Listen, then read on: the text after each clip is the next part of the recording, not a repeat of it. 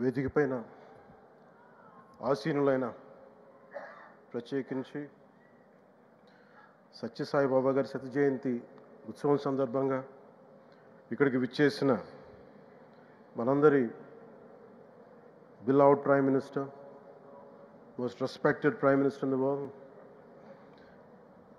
most respected leader in the global stage, Sri Narendra Modi గారికి నా హృదయపూర్వక నమస్కారాలు.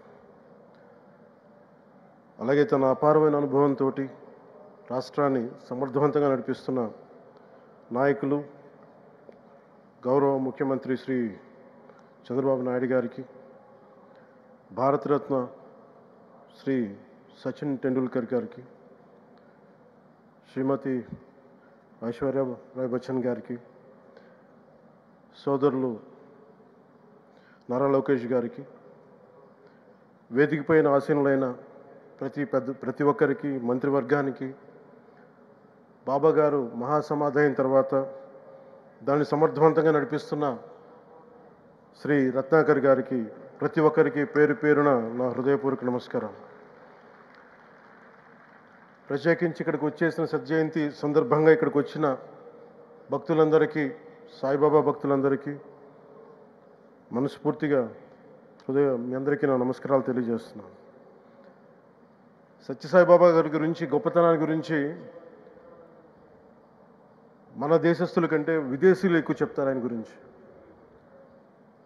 కొన్ని సందర్భాలు ఇప్పుడు సింగపూర్ వెళ్ళినప్పుడు ఒక 30 సంవత్సరాల క్రితం చైనీస్ ఇళ్లలో చూశాను సత్యసాయిబాబా గారి ఫోటోగ్రాఫ్.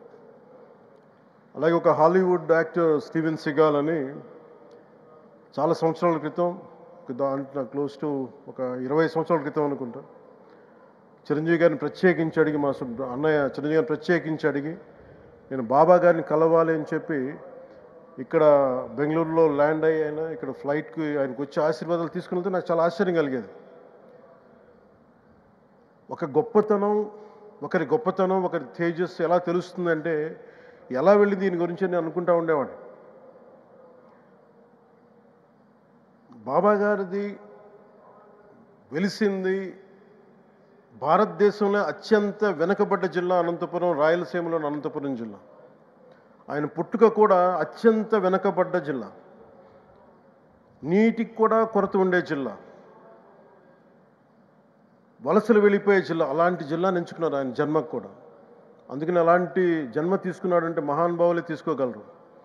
ఒక 40 సంవత్సరాల క్రితం ఎవరైనా ఊహించుకోగలమా? దేశ విదేశాల నుంచి చాలామంది భక్తులు, విదేశీయులు అందరూ వచ్చి దీని అభివృద్ధికి పాటుపడతారని. సో ఒక ఆధ్యాత్మిక తేజస్సు, విశ్వ ప్రేమ ఉన్న వ్యక్తుల వల్లే ఇది సాధ్యం. అలాంటి వ్యక్తుల కోసం ప్రత్యేకించి గౌరవ ప్రధానమంత్రి నరేంద్ర మోదీ గారికి ఇష్టమైనది ప్రజలందరికీ కనీసం ఒక 50 లీటర్ల నీళ్ళు ఇవ్వాలి, అది రక్షిత మంచినీరు ఇవ్వాలి. అలాంటి పథకం, ఒక 50 లీటర్ల నీళ్ళు కనీసం ఇవ్వాలి అనేది ఒక వ్యక్తికి ఆ సంకల్పం నరేంద్ర మోదీ గారు దీన్ని ముందుకు తీసుకొచ్చారు. ఒక ప్రభుత్వ పరంగా దీన్ని ప్రధానమంత్రి గారు తీసుకొస్తే ఒక ఆధ్యాత్మిక గురువుగా ఏ ప్రభుత్వం ఆలోచించినప్పుడు, ప్రభుత్వాలే దీని గురించి సగటు వ్యక్తికి నీరు ఎలా అందించాలనుకున్నప్పుడు దాన్ని ఆలోచించింది సత్యసాయిబాబా గారు ఆలోచించారు. అప్పుడు ముఖ్యమంత్రిగా చంద్రబాబు గారు ఉన్నప్పుడు వారికి ఒకటే చెప్పారండి, నేను ప్రజలకి దాహం తీర్చాలనుకుంటున్నాను. నాకు తెలిసిన భక్తులు, ఒక భక్తులు, ఒక ఆయన సింగిల్ హ్యాండెడ్గా 400 crores 400 కోట్ల రూపాయలు ఈ పథకానికి, ఈ పథకానికి ఇస్తాను, దాహం తీర్చే పథకానికి ఇస్తాను అంటే దానికి ఆ రోజున ప్రత్యేకించి అలాంటి పర్మిషన్స్కి వీటికి కొంచెం కష్టాలు ఉన్నప్పుడు గౌరవ ముఖ్యమంత్రి నారా చంద్రబాబు నాయుడు గారు వీటికి అండగా ఉండి ఈ సత్యసాయి, ఈ దాహం తీర్చే ఈ పథకానికి, అంటే మనం చెప్పాలంటే జల్ జీవన్ మిషన్ అంకురం సాయిబాబా గారు చేశారు ఇక్కడ. ఇది తమిళనాడులో కానీ, తెలంగాణలో కానీ, మిగతా అన్ని రాష్ట్రాల్లో కూడా ఈరోజు చేయగలుగుతున్నామంటే దానికి అంకురం సాయిబాబా గారు అందించారు.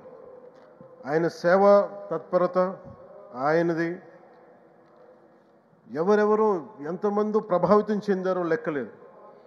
ఒకసారి సేవ చేసే వాళ్ళందరినీ చూస్తూ ఉంటే మా వదిన గారు చెప్పారు ఒకసారి, భోజనం తింటా ఉంటే ఎవరిని ఇంకొకసారి ఇది కొంచెం కొంచెం అన్నం పట్టరా అంటే మా అన్నయ్య గారు చెప్పారండి. వాళ్ళ అన్నకు ఆయన ఎవరో తెలుసా, ఆయన ఒక farmer IAS officer, senior IAS officer అని. ఆయనకి సెలవులో ఉన్న సమయంలో వచ్చి ఇక్కడ సేవ చేస్తారని. ప్రత్యేకించి ఒక వ్యక్తి, ఒక మహానుభావుడు ఎంతమందిని ప్రభావితం చేయగలిగారంటే, ఐఏఎస్లు కావచ్చు, మన ఈ రోజున సచిన్ టెండూల్కర్ గారు కావచ్చు, మహావేదిక పూర్తిని మున్ముందు మేమందరం కొనసాగిస్తాం. గౌరవ ప్రధానమంత్రి और బిల్అవుట్ ప్రైమ్ మినిస్టర్ ఆధ్వర్యంలో మేమందరం కొనసాగిస్తామని తెలియజేసుకుని, ఇదే సేవా తత్పరతని ముందుకు అందరం కొనసాగించాలని తెలియజేసుకుని సెలవు తీసుకున్నాను. జై హింద్.